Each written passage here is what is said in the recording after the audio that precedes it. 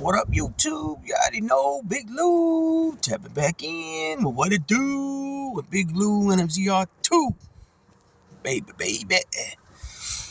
So I was planning on following up that boxing video yesterday on my reaction to Alexander Usyk becoming the undisputed heavyweight champion, and also following, and I mentioned the two articles in the video that I was referencing, and I planned on following up with another video too, but it just didn't happen, Captain. So here I am on this early morning Thursday. Got the bulls out here early to get their exercise on before the heat, because as I'm pretty sure I've mentioned it more than once, that our breed of American bullies, XL American bullies, do not do well in heat. Some say anything over 75 degrees. Others will say 80, 82 degrees. I would say, definitely for sure 75 to 85. If you're going to be out, having them out in 85 degrees, hopefully you're up in some type of shade and they got plenty of water, and you're able to wet their paws and the bottom of their paws. See, people think you wet the dogs and they feel cool. No, you start off by wetting the bottom of their feet, and they got the sensors. They have sensors in their paws.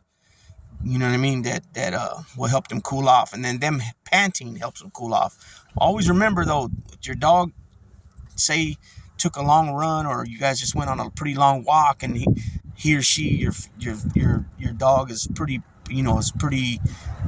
what you consider tired and panting a lot. Let them, when you get back to wherever your destination, make sure that you let them relax for a good 20 minutes or so before you just give them water, because it could have a bad result. It could cause them to have twisted stomach, something like that. There's something about when they're drinking and eating sometimes, that some air or something. I'm not really sure how to explain how it happens, but I know what the end result is, and it's usually death. Because you have only a certain amount of time to get them to an emergency facility. You know what I mean? So that's real tough depending on where you live. If you live way out somewhere, it's going to be a lot harder to get to get your animal into the vehicle and then drive to wherever it is you need to get to. So but this little video right here is just about how silly and goofy this soon to be Republican nominee, right, who I call Donald Dump, aka Sleepy Don, aka Don Snorleone, aka Dozo the Clown, aka the Carnival Clown, right? 6-year-old Donnie, Donnie the drama queen, Donnie girl, right? Don, you could say Don Diva or Diva Don, right? Aka old Mr. Poopaloop, right? AKA Diaper Don, AKA Smelly Don, and it just goes on and on and on, right? This dude's a joke. And the reason why I say Donnie the drama queen is because of this right here. This guy's all he's worries about is photo ops, photo shoots, same thing pretty much, right? He worries about the headlines, what it says about him, right? Come on, we know what he was about back in the 80s and 90s. He used to call into, newspaper companies and magazine companies and act like he's somebody else. And then he would tell them, oh, John Trump's da-da-da-da-da, you know what I mean? He's always worried about headlines. Even to this day, when he talks about Jimmy Kimmel, oh, he sank, his ratings are in the toilet, da-da-da. That's all he worries about, right? Just like when Arnold took over The Apprentice, he was talking about how the ratings are in the toilet and da-da-da, right? This dude, this is what this guy cares about. So anyways, this video is about the fact that he has a lady that he pays money. And from my understanding, it's good money. It's pretty good money just to follow him around. But she has a portable printer, and she prints out articles from mostly all right-wing media outlets, right? And she prints them gives them to him. Those are the stack of papers that you see him at the trial when he comes before he goes into the courtroom, and then sometimes at lunch, and then at the end of the day. Those are the stacks of papers he has. And what he does is he reads over them, then he marks out what he don't like in the article. He gives it back, and then she reprints it with what he wanted taken out.